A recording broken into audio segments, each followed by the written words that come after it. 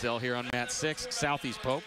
So the points, here's the chance for the points to start coming back for Southeast Polk with Dion Mikesell. His first semifinal appearance. Steady wrestler for the Rams.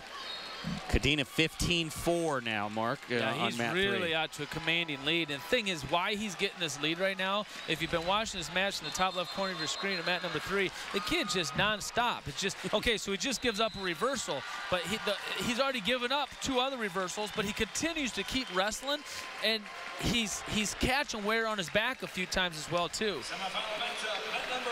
Max Lyon a winner? Max Lyon.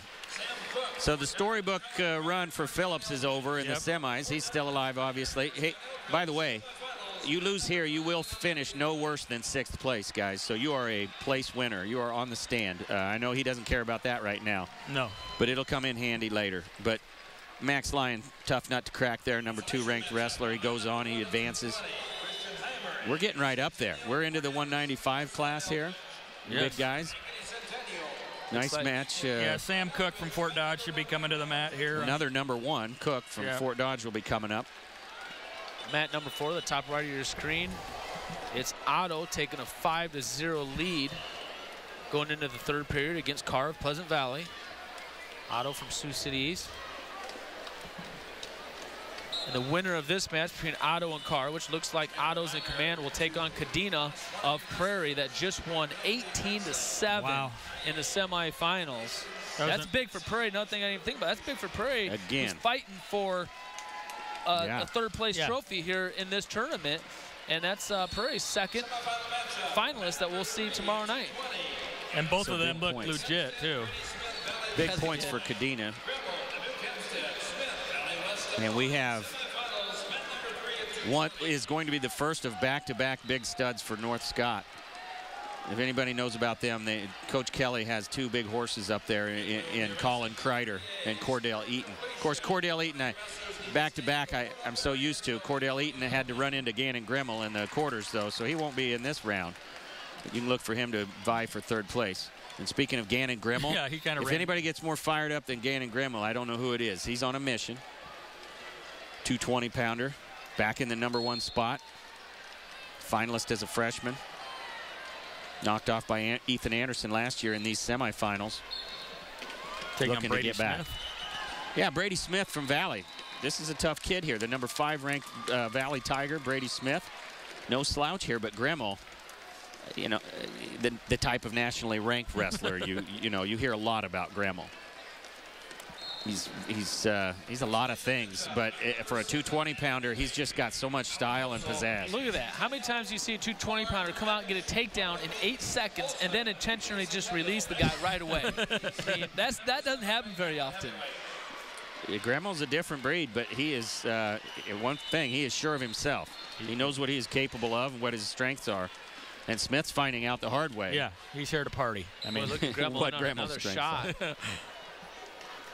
Dumps Smith down, another 2-point takedown, and he's going to push him away again for another escape. Wow, look at that duck. Look at him move for a big guy. That is impressive. I love seeing that. Yeah. He's not going to bore you to death, folks. Look at him, snaps. And I'm coming right back again. Boy, this Grimmel is all over Smith right now. 6-3 lead, and he's not letting up. We're only 52 seconds into the match. Yeah. Grimmel's here to please.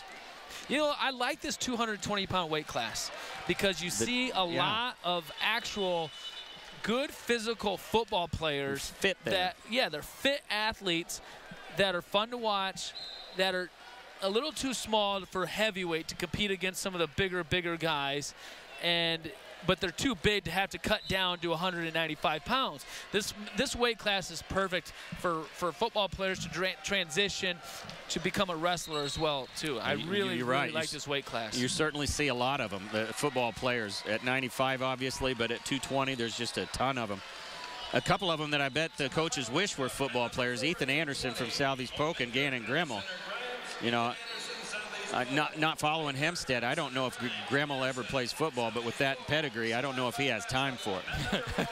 Otto was a winner. You're talking about the kid from Sioux City East. Unheralded, we didn't even pay attention to. Yeah, well, he's phenomenal, and he'll be facing Kadena, as you mentioned earlier. That's a tough kid, Carr, that he just beat. Pleasant Valley's got a tough team.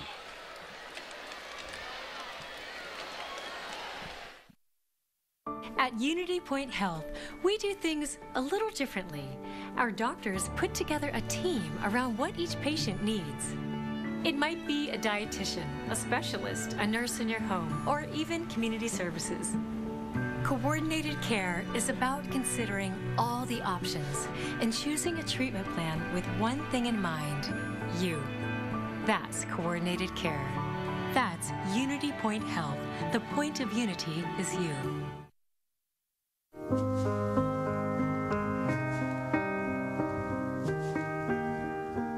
It has become something of a lost art. Remembering someone's face. Remembering a name. They're the building blocks of a strong, caring community. Can you think of anything else more important than that? We can't.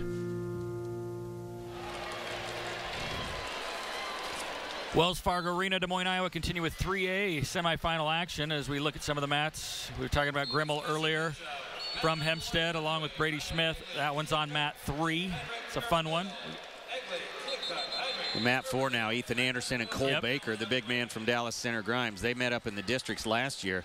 Anderson, no trouble with Baker.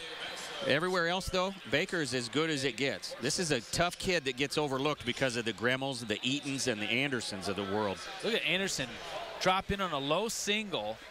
He's another one of your 220-pounders, though. He fits that bill like you're talking about. I mean, look at him wrestling on the edge. Look at the body. Baker stood up there for a second and just kind of relaxed, thought that, you know, Anderson was done wrestling and thought they were going to go out of bounds. Now look at Anderson. Look at that. All the way into the center. Bam! This is beautiful. But guys, Baker's like this when he's not wrestling Ethan Anderson.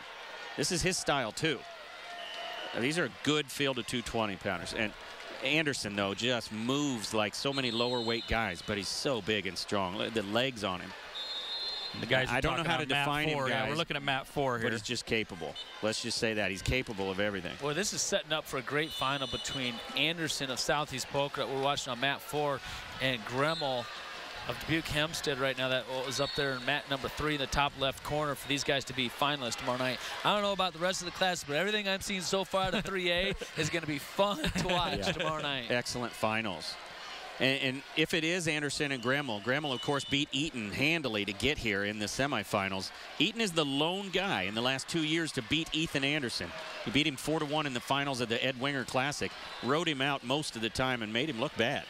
So Cordell Eaton, a tough kid, too, and Gremmel just took care of him in the last round. So 7-zip, I think, was that one. We're headed, and I don't know, maybe Baker, I'm talking about a final, and Baker's only down 3-2 in the second period. But however, if that, you know, either way, we're going to have a good final. But Anderson and Gremmel, I think the fans want to see it. Of course, it was a great semi last year in front of us, down to the wire, and then Anderson pins Gremmel late to move on. Got a little bit of a comeback coming on right here for Brett of Dowling Catholic over Mixel of Southeast Polk. Third period, Brett's up by a score of 5-4. He was down 4-2 at one time going into the third period. He's come back and escaping a takedown. Just going to see if Brett can ride out Mixel for the last 25 seconds, and he can't. So we're tied up 5-5 right now. That's all the money right here. Takedown now. It's mat 5 that you're looking at, or mat 6, This is a great performance by Brett. I mean, he's the course of this year, you would not say he's on the same level as Mike Sell. Dion storing up a little energy there, it looks like. Yeah. There's the takedown right there from Mike. He did exactly what he had to do.